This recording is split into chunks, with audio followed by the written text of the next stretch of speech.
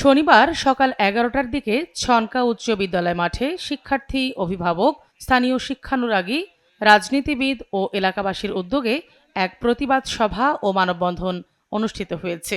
এতে সহস্রাধিক মানুষ অংশগ্রহণ করে। ওয়ালটন আবারও মিলিনিয়ার অফারে ওয়ালটন ফ্রিজ কিনে আপনিও হয়ে যেতে পারেন মিলিয়নিয়ার। সাটুরিয়া উপজেলার বরাইদ ইউনিয়নটি ধলেশ্বরী নদী দ্বারা শাসিত। এখানকার বেশিরভাগ এলাকা চরাঞ্চল। বরাইদ ইউনিয়নের ছনকা গ্রামে আশপাশে কোনো বিদ্যালয় নেই।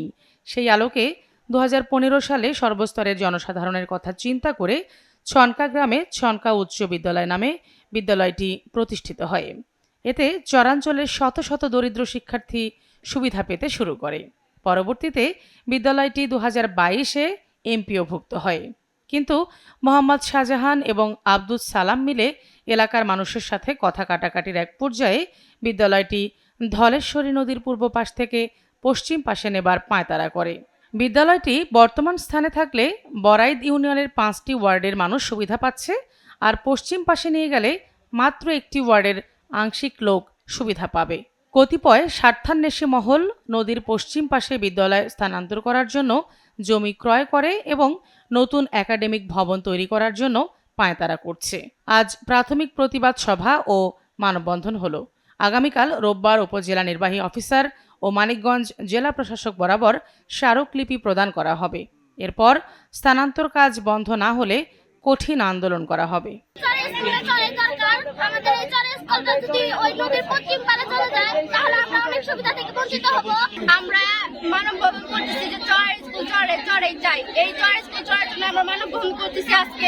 যদি এই স্কুলটা যদি আমরা এই স্কুলটা যদি স্থানান্তর করবার জন্য সরকারি শাসন যদি আরো কঠোর হয়, তাহলে আমরা আরো তাদের চিন্তা আরো বেশি কঠোর আমরা চরের পোলাপান, আমরা চরে পড়াশোনা করি। আমাদের এই উত্তর সরকারি স্কুলটা আমরা চাই যে চরেই থাক। আমাদের অনেক প্রবলেম হবে যদি এই স্কুলটা পশ্চিম পাশে যায়। আমাদের নদী পারাপারে অনেক প্রবলেম হবে এবং আমাদের খরচটা বেড়ে যাবে।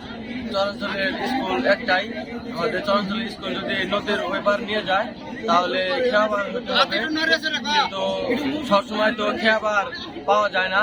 আমাদের যাইতে আইতে কমসে কম 1-1.5 ঘন্টা সময় লেগে যাবে।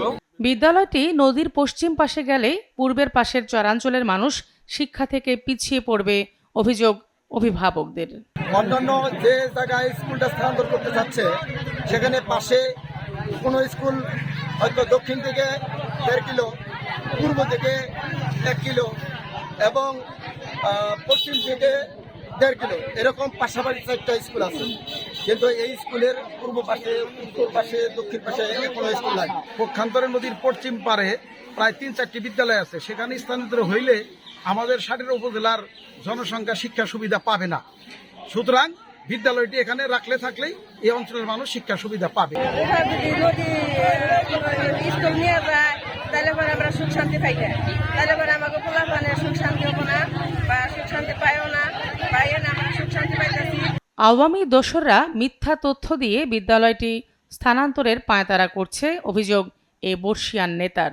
যারা পতিত সরকারের দোসররা, সে দোসরের মধ্যে স্কুলের বর্তমান প্রধান শিক্ষক এবং সাবেক এই স্কুলের সভাপতি এবং আরো 2-4 জন মোল্লাপাড়া সনকা গ্রামের কতিপয় আওয়ামী সন্ত্রাসীরা মিলিতভাবে পরিকল্পিতভাবে বিএনপির লোকদেরকে ভুল বুঝিয়ে, ওপারের লোকজনকে ভুল বুঝিয়ে এই স্কুলটা এখানে আছে। দেখেন, এই স্কুলের সকল স্থাপনা এখানে, আবার ওখানে একটা নতুন জায়গা কিনে সেখানে ছাপড়া দেবে, স্কুল চালাবে। পূর্বের কমিটি আবেদনের প্রেক্ষিতেই যাচাই বাছাই করে প্রতিবেদন দিয়েছিল, যার কারণে বিদ্যালয় স্থানান্তরের চিঠি এসেছে। তবে আদালত ও মন্ত্রণালয় পুনর্সিদ্ধান্ত নিতে পারবে। মন্ত্রণালয় থেকে বা ডিজি থেকে যেহেতু চিঠি দিয়েছে, হ্যাঁ, সেটি অনুযায়ী ওই পরিবর্তন বা ওই অনুযায়ী যেখানে বলবে সেখানে হবে আর কি। এখন পরিবর্তনে যেটা বলা আছে সেই অনুযায়ী মানে কাজ করতে পারবে, বুঝছেন?